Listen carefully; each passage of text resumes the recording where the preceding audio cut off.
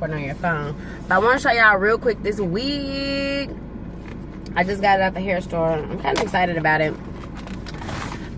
When you see a wig, y'all, don't mind so much the girl in the package. I mean, mind her, because you need to get an idea of what the style is supposed to look like. But at the same time, they didn't style this wig for real. I'm gonna tell y'all that now. They ain't styled it for real.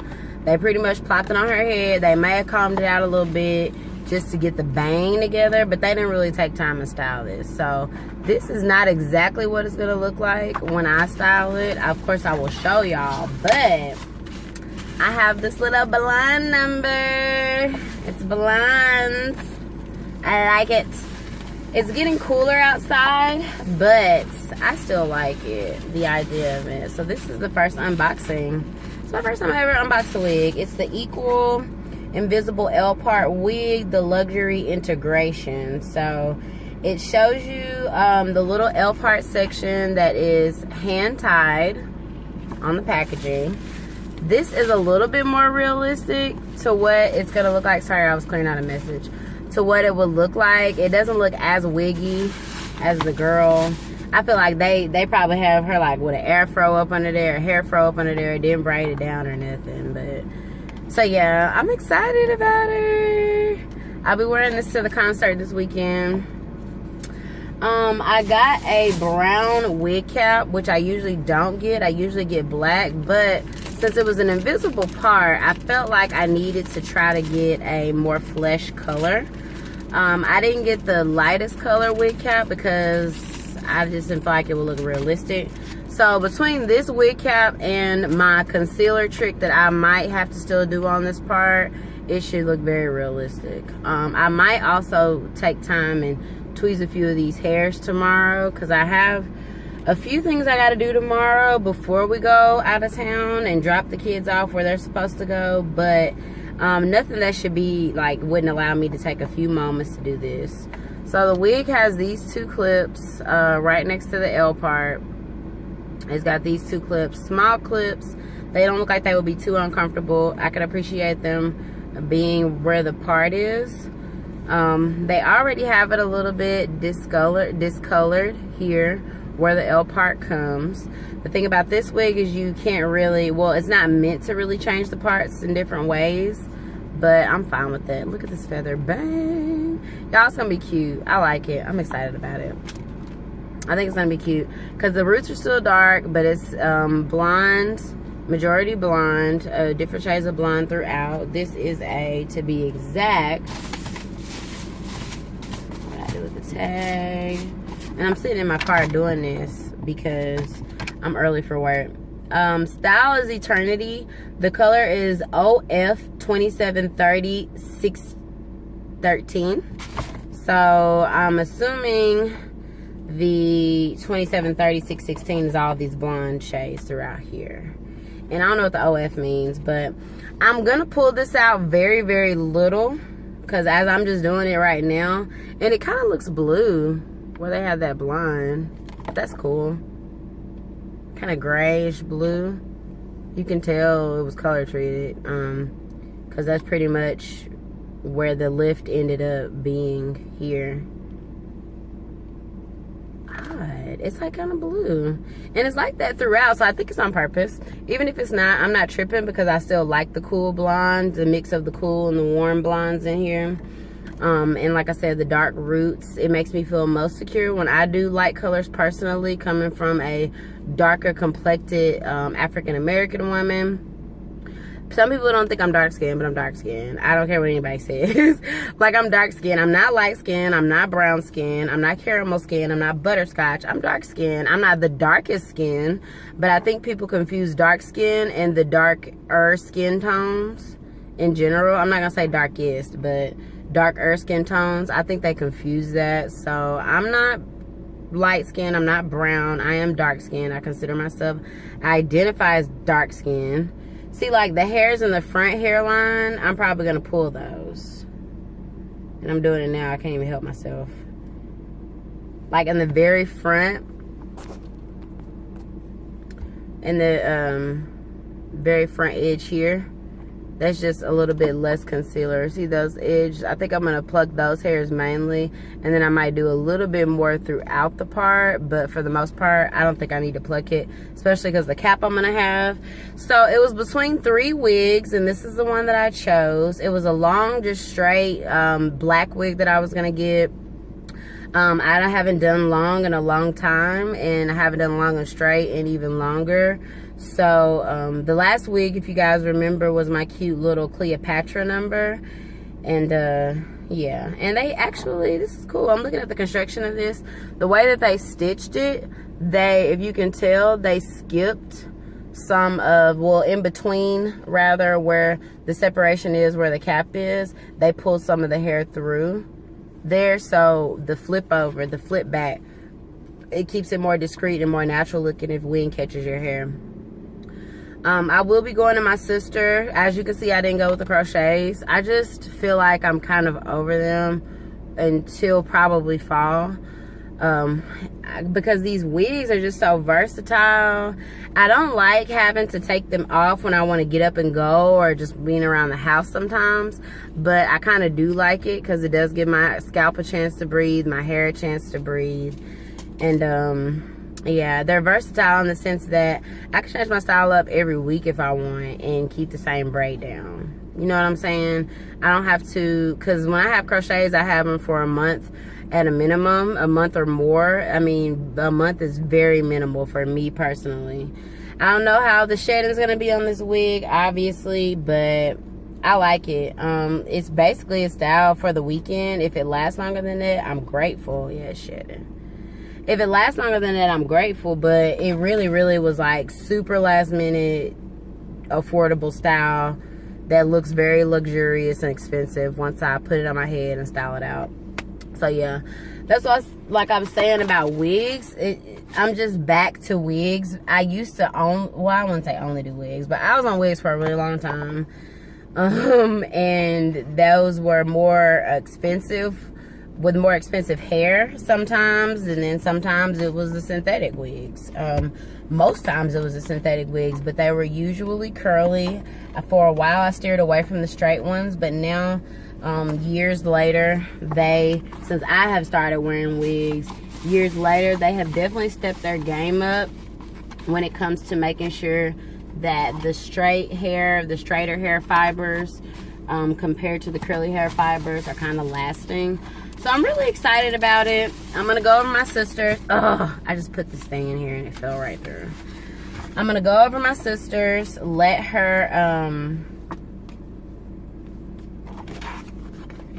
braid my hair down. As you can see, I have this big old fro, and I am not that good of a braider, and I want a good foundation because I'll probably go back and get the long straight wig. So as I was stating about the different wig choices when I got off subject and went into why I went back to wigs here recently, more so, or preferred over crochets. I was wearing crochets, like I said, for a really long time. I had a really bad debacle taking out my crochets before last, and I really cut a lot of chunks of my hair. So it also limits me because of that with the hairstyles that I have available to me. Just to be real, because I messed up so many parts of my hair, it would be hard for me to style it out. Like, I wanted to do ponytails, like really cute dramatic ponytails, or just this cute protective styles for a week or so. I'd be wanting to do like more shorter term protective styles, aside from the twist outs and the braid outs, because that is beyond shorter term. For all that work I have to put into it, and all that weight to hope it turns out perfect, it doesn't last long for me. I also got sidebar lashes for this weekend. This is the Kiss 33 KPE 33s. This is my first time using this particular style, not this brand, but style. This is a Remy Hair $2.99. I really only wear lashes on special occasions, but I'm trying to do better. I also wanted to try this thing I saw online, the silicone beauty blender. It's supposed to be a lot more sanitary, which I can understand how.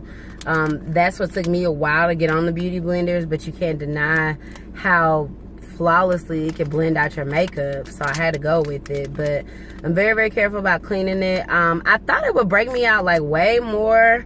I was scared because I'm very sensitive to brushes and tools and makeup like that. So that buildup breaks me out. Like, that's how I know that it's time for me to clean them, honestly, because I can start to break out pretty easy from makeup tools.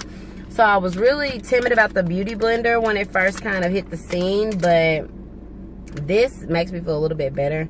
This was like $2.99 as well. This was $2.99 from my local hair store, and it's a silicone beauty blender. I don't know how this is supposed to work righteously. I have never used one. I've never seen a YouTuber even review one. I literally saw this on I think Groupon. It smells like chocolate. Weird. I'll make sure I wash it. But it's supposed to be a silicone beauty blender, y'all. It's supposed to keep down on the impurities, the buildup, and the sponge naturally. Being a educated cosmetology school educated cosmetologist, licensed cosmetologist, student licensed cosmetologist, I know about the possibilities in a little bit more in depth on infection and control and sanitation and cleanliness. And those beauty blenders, it would obviously, being a sponge, anything honestly being a sponge is typically going to be deemed a little bit more unsanitary. I'll take this scarf off. So I get the idea of doing this. Now, how it's gonna blend is what I'm nervous about. I have no clue, but they're selling them, so it's gotta work to some extent at some point. So I'm excited about trying it. I'm gonna use it for my makeup tomorrow for the concert. I'm gonna take my regular beauty blender too, obviously. I need to clean it tonight, but I'm also going to, this is gonna be my main tool to try to use. I'm gonna try to record while I'm doing my makeup for you guys for the concert. We stayed in the Westin Hotel last time, and we had a really, really good, great mirror. I also, speaking of mirrors, I think I'm fixing to get on Groupon now and order it. I saw this mirror on Groupon, the LED mirror, where you can do the hand mirror that has the LED lights around the edges of it. Hey y'all, sorry, I had to put my phone up. I was like, what is happening? It got dark all of a sudden. But I saw this mirror where you can get the handheld travel one, on the go one rather, or you can get the real size one, but it just has the LED lights around the edge of it. I really want to see about getting that. It's not going to be here before we travel, but I really want to see about getting that. And I want to try that out for y'all, because I really need some better lighting without having to be like half naked in my living room to do my makeup. So that's all I got from the hair store: the silicone beauty blender, the lashes, and the wig. The wig again is for the concert. I'm gonna do this beauty blender for the first time and see how my makeup turns. So I'm back in. I'm sure it's gonna be way easier to clean, but I'm curious how it's gonna blend my makeup. But yeah, naturally sponges are not sanitary as any other plastic or metal item, because it has pores where germs can get into and live and grow and just be all warm and snuggly and cozy, and they're gonna end up growing there. I don't know what I'm gonna wear still. Oh yeah, I was telling y'all the wigs. So it was between 3 wigs. I'll try to insert the picture of what I took in the hair store here, but